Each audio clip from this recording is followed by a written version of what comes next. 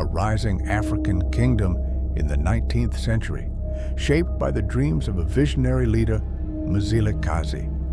At its core lay an unstoppable military machine forged with precision, discipline, and the sheer will to survive.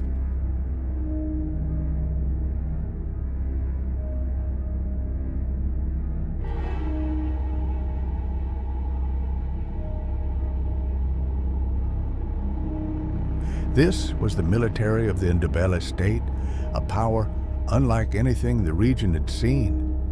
The heart of the Ndebele's military strength was their impis, elite regiments crafted to perfection. These weren't just ordinary groups of soldiers. They were bands of warriors bonded by blood, bravery, and brotherhood.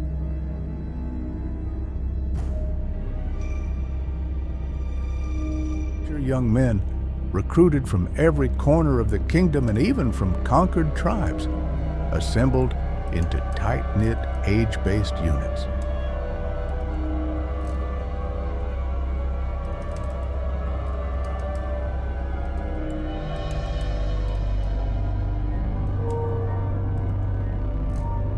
From the moment they joined the impis, their lives changed forever. They trained, lived, and fought side by side, creating a unity so strong it became their ultimate weapon. Each ikanda, military village, was a hive of activity.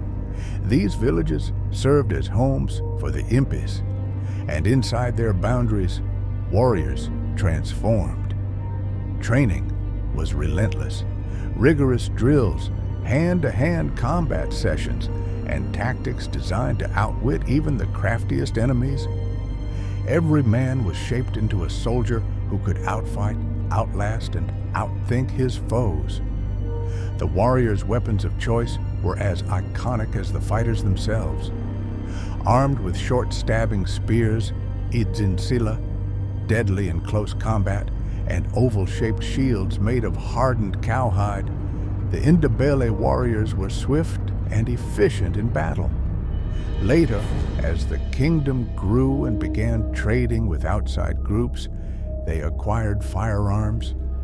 But even with guns in their arsenal, their traditional weapons and tactics remained at the core of their identity. There's a poetic image of warriors storming into battle, shields raised, spears gleaming, and their chants echoing across the land. But what made the Ndebele military truly fearsome wasn't just their weapons or numbers.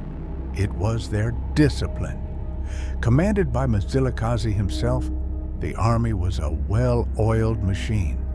Generals and officers led with unwavering authority, and the warriors followed with absolute loyalty.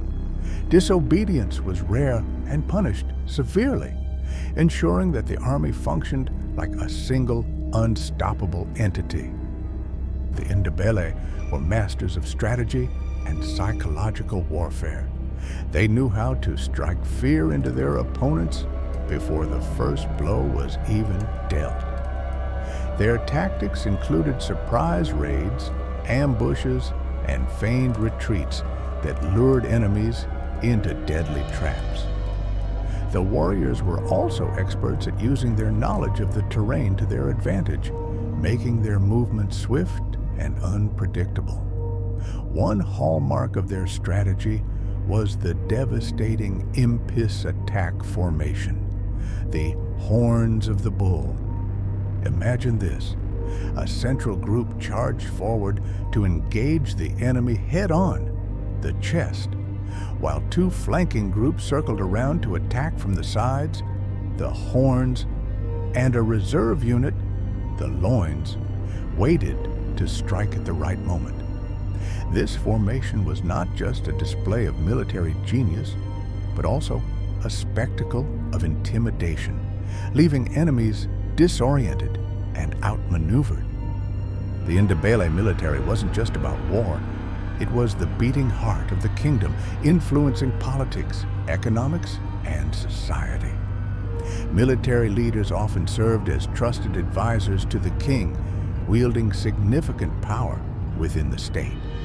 And the spoils of war, be it cattle, land, or captives, were redistributed to strengthen the kingdom's wealth and sustain its people. More than that, the military acted as a melting pot, unifying the diverse tribes and communities within the Ndebele state. By integrating recruits from conquered groups, the Ndebele built a society that valued strength and loyalty above all else. This unity was critical to the survival and success of the kingdom. While the Ndebele state eventually succumbed to British colonial forces, its military legacy endures. The tales of their impis, their fearless warriors, and their strategic brilliance are still told today, a testament to a kingdom that dared to dream and fight for its place in history.